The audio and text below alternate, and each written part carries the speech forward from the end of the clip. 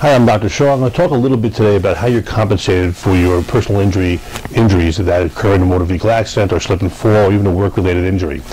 One of the things we look for at the end of treatment is whether you've lost any permanent range of motion deficits. In other words, have you lost function in your neck? Now, there are 6 ranges of motion in your neck, in your low back, and actually every joint in your body has a range of motion, but let's talk about your neck and your back for now. There's flexion, extension, side bending left and right, and rotation left and right. We measure these using what's called an inclinometer when we're dealing with the spine and a goniometer when we're dealing with the extremities. The measurements that we record are then compared to the American Medical Association guides, which tell us what normal should be.